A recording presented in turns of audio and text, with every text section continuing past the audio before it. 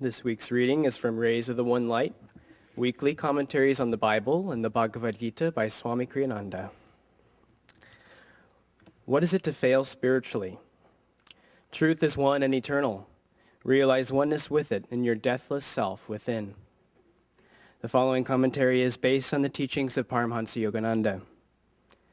The first passage is from the Gospel of St. Matthew, chapter 25. Jesus tells the parable of the 10 virgins, 5 of them wise and 5 foolish. They await their bridegroom, the Christ consciousness. The wise virgins keep the oil in their lamps, symbolic of their devotion, lit through the night. The foolish virgins place no oil in their lamps. These foolish ones are like the average devotee, going through the motions of outer ritual, but keeping no fire of love burning in the heart. When the bridegroom's coming is announced, the foolish virgins realize their mistake and hasten out to purchase oil. During their absence, the Christ consciousness comes and embraces those who have been awaiting him with devotion. The foolish ones, by their lackluster devotion, are not accepted by him. Watch, therefore, Jesus told his listeners, for you know neither the day nor the hour wherein the Son of Man cometh. In Autobiography of a Yogi, Paramhansa Yogananda describes the foolish virgin consciousness he encountered in the Mahamandal hermitage he stayed in as a young man in Benares. I was pleased, he wrote, that my new home possessed an attic where I managed to spend the dawn and morning hours. The ashram members, knowing little of meditation practice, thought I should employ my whole time in organizational duties. They gave me praise for my afternoon work in their office. Don't try to catch God so soon. This ridicule accompanied one of my early departures toward the attic. Later during meditation, I felt lifted as though bodily to a sphere uncircumscribed. Thy master cometh today. A divine womanly voice came from everywhere and nowhere. This supernal experience was pierced by a shout from a definite locale. A young priest nicknamed Habu was calling me from the downstairs kitchen. Mukunda, enough meditation. You are needed for an errand. The Divine Mother's words were not spoken for the benefit of that priest, that foolish virgin, but for Mukunda, the wise virgin. For this was the day of his guru, Sri Yukteswar, came to him. Grieve not, friends, if you feel that you have been foolish. No error is forever. Someday, if you keep your lamp lit now, your opportunity will come. In the Bhagavad Gita, the 6th chapter, Krishna promises every devotee, Arjuna, none who works for self-redemption will ever meet an evil destiny. Spiritual failure, though a deep disappointment, is always temporary. Eternal hellfire is but a projection of vindictiveness in the human mind. Thus, through Holy Scripture, God has spoken to mankind. Om, Om, Om.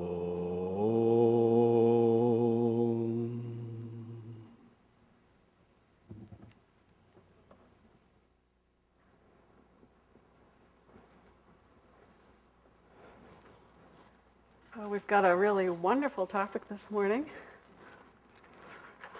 It's not what everyone says when they have this topic, but I thought, it really is. I was thinking that, this is one topic I can really relate to, and hopefully can therefore impart something that might be helpful. And there's a lot of positiveness from this topic, so I want to dive into it because really there's good news and of course there's bad news. We know that there's duality here. So the good news is that, in terms of failing spiritually, we can't. It's impossible. When a devotee asked Yogananda this question, he said, well, can I fail spiritually? Yogananda said, well, impossible. You can't. No, you can't. You can't possibly, because the soul, which is within us, is a part of God, and of course God cannot be destroyed. And so the truth is that we're all on this spiritual journey, and we will get there no matter how much we might falter along the way. And so I want to talk a little bit about that faltering along the way, because that's the bad news. The bad news is that this journey is usually considered fairly long.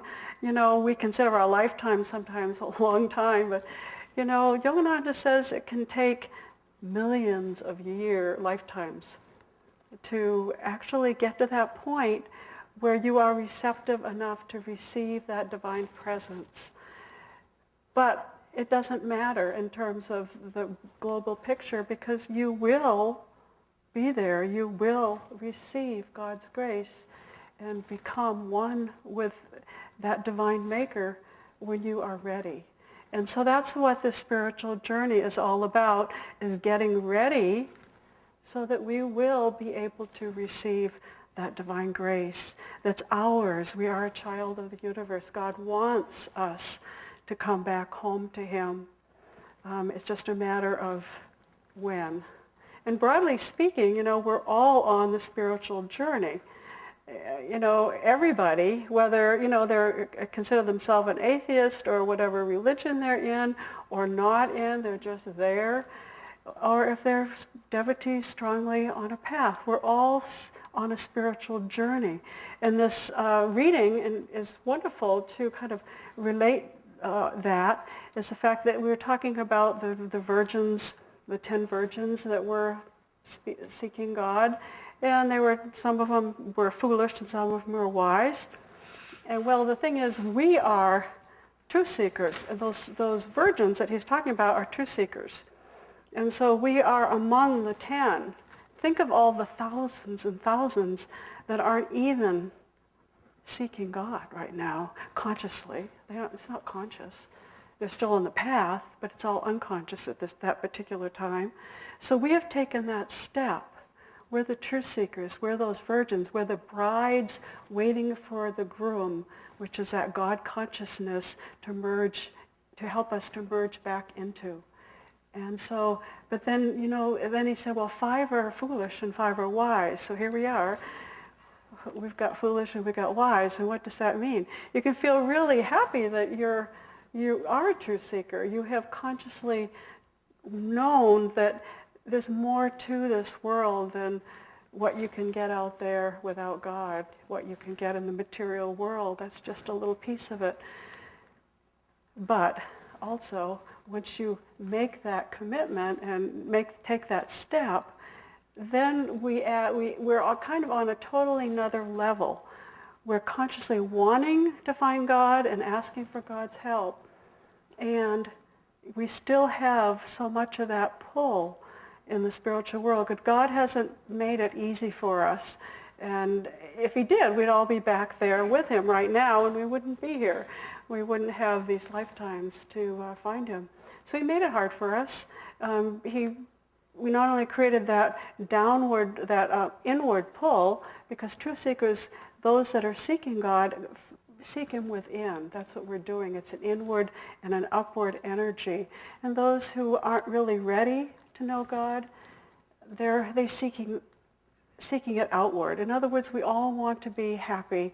That's the journey that we're on. We're seeking that happiness, and we're seeking to avoid suffering. And so that makes us all the same.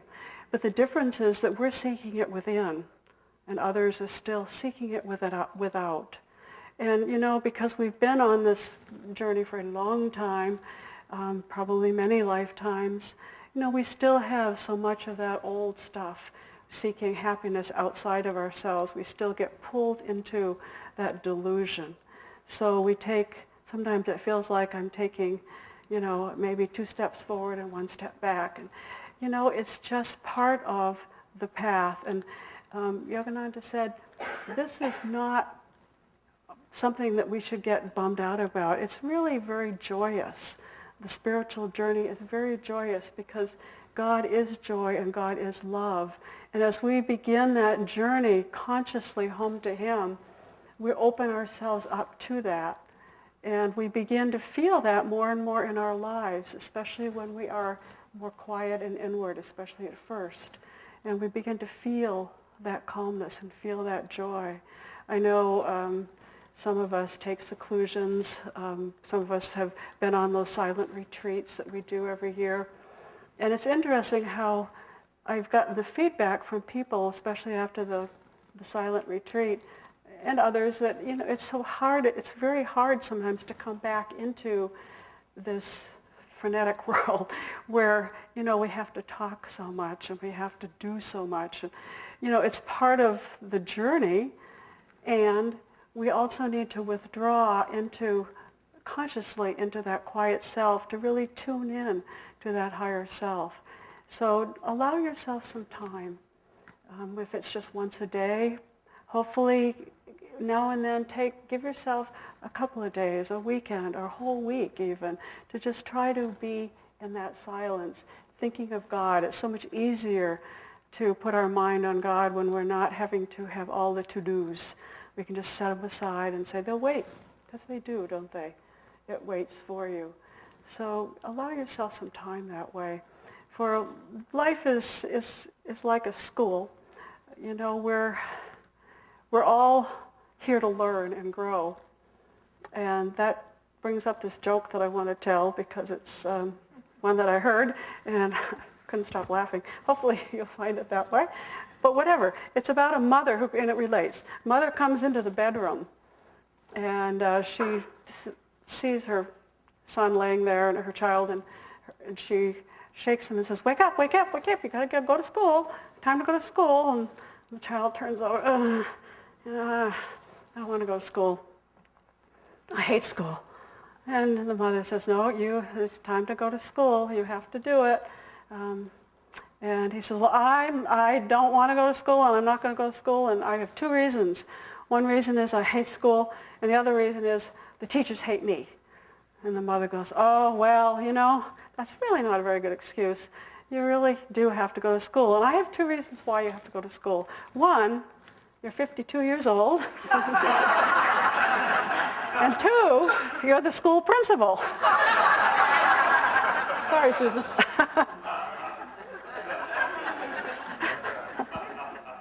So, that's what school's all about, isn't it?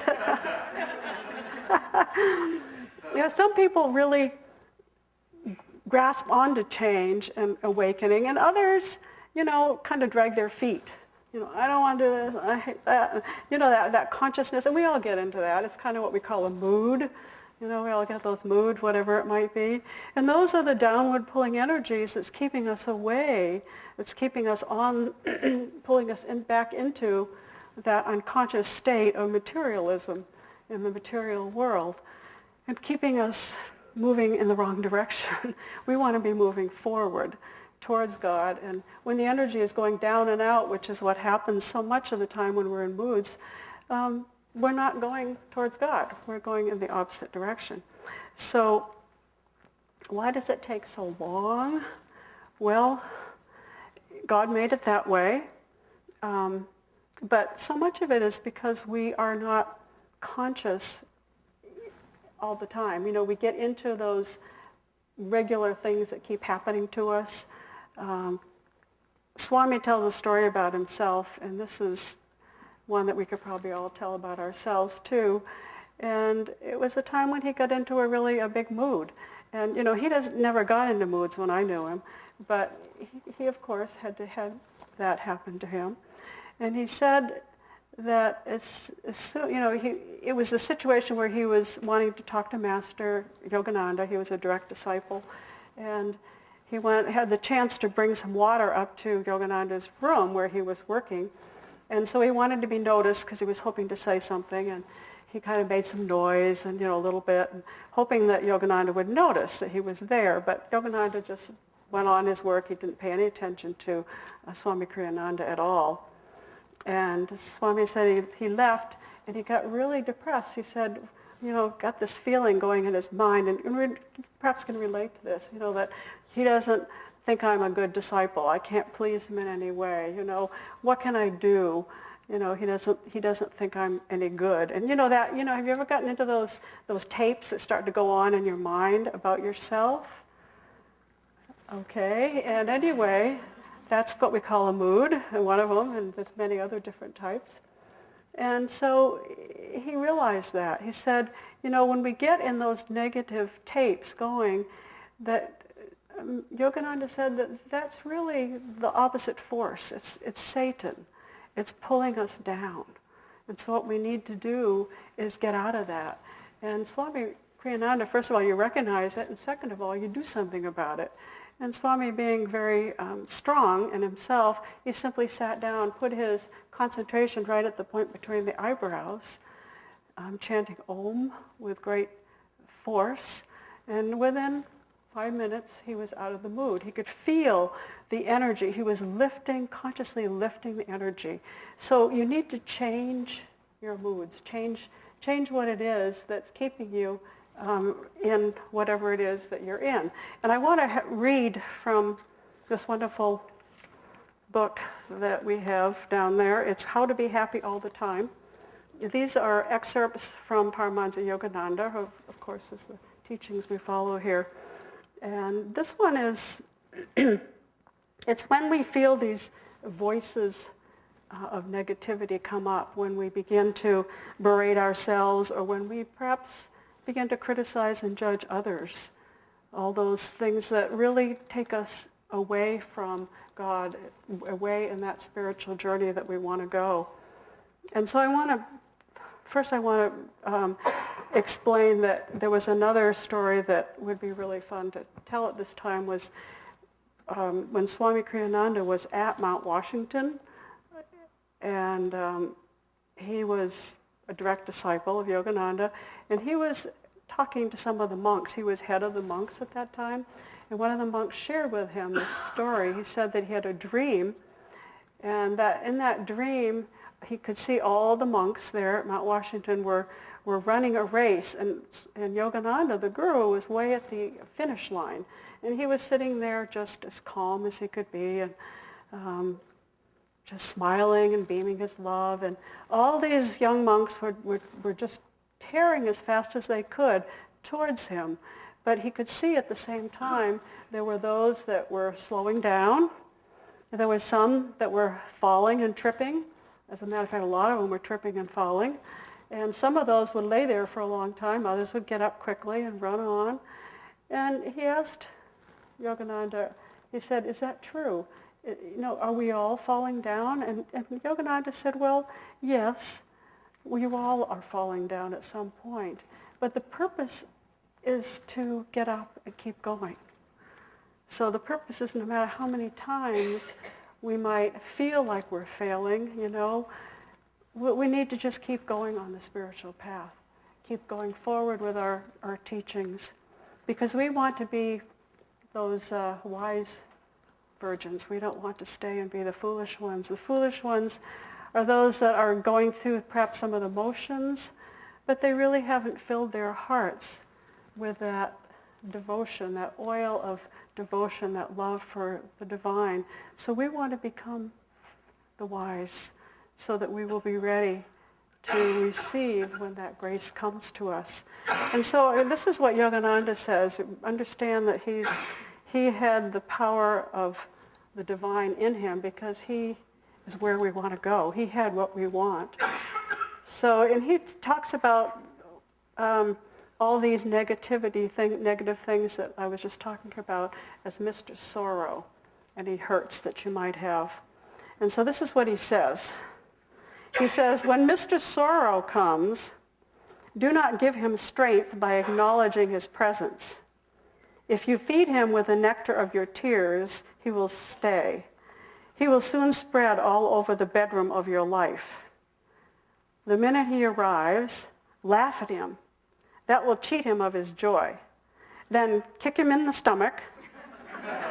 Apply the fists, the limbs, and elbows of your will, and throw him entirely out of the chamber of your life. Thus you will win both a physical and a metaphysical victory over sorrow."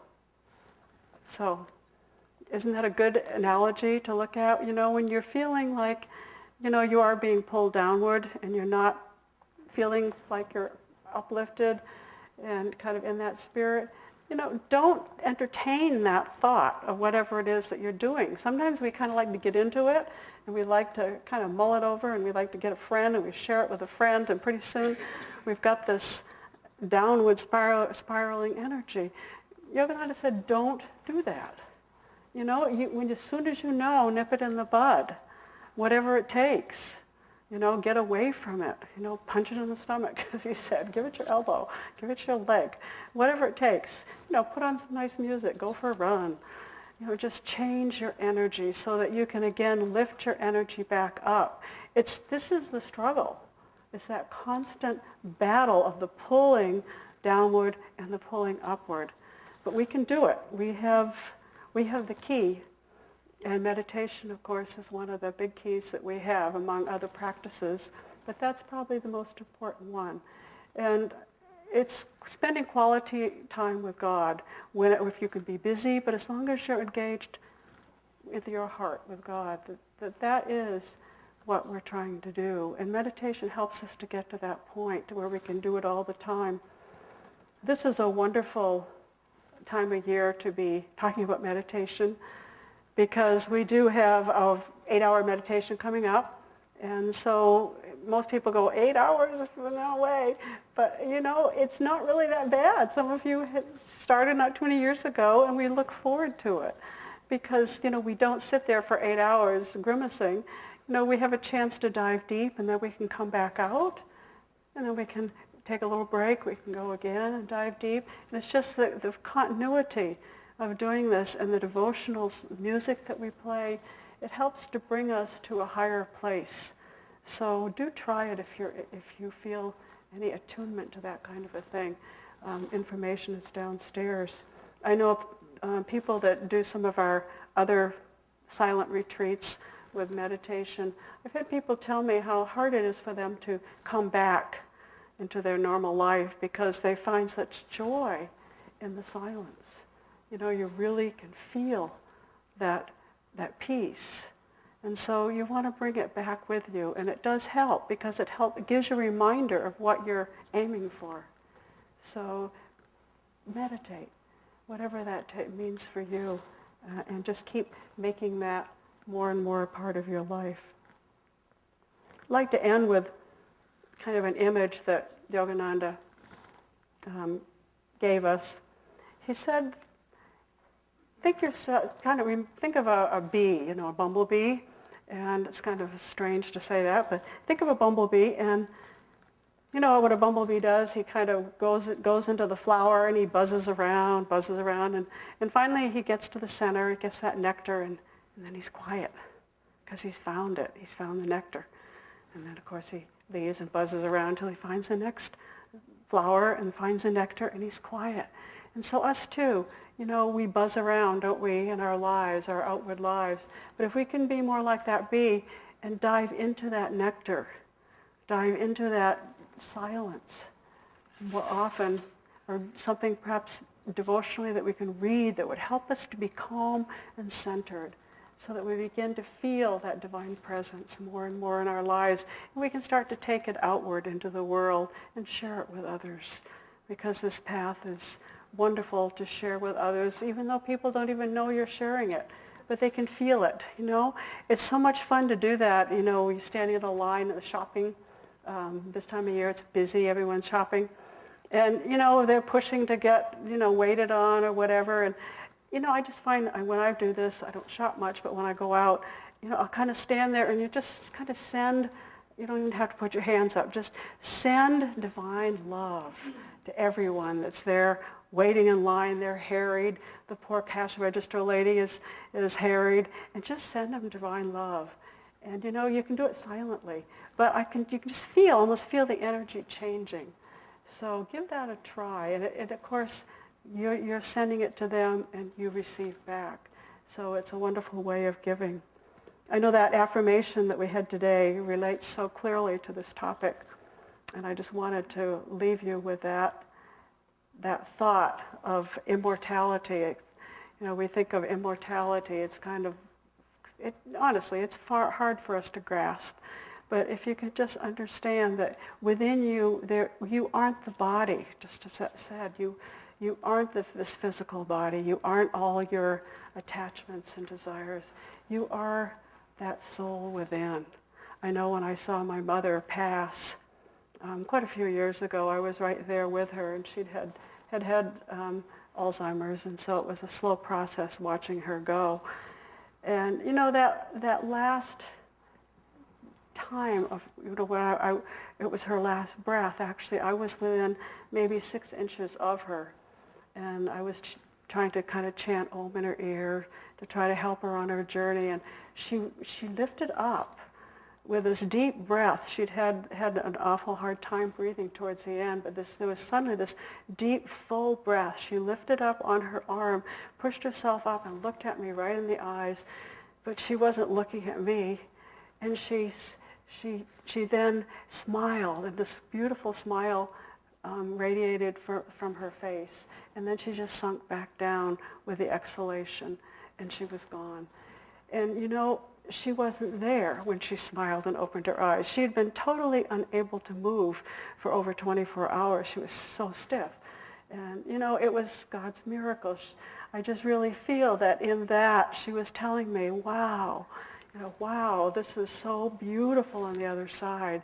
She had a sense of what it's like, and she was trying to tell me that yes, there is beauty and love, because that is who we are. We don't die with this physical body, just as this poem, this affirmation told us. We are a child of eternity. We are ageless. We are deathless. We are the changeless spirit at the heart of all mutation. And so just hold that in your heart. And that's the message for this topic today.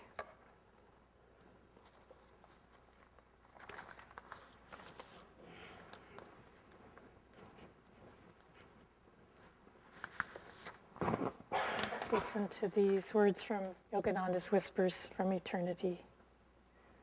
Teach me to drown in thy light and live. I come to thee with the song of my smiles. Whatever treasures have lain in the secrecy of my soul, I bring eagerly to thee. I bring thee all the honey from the hive of my heart.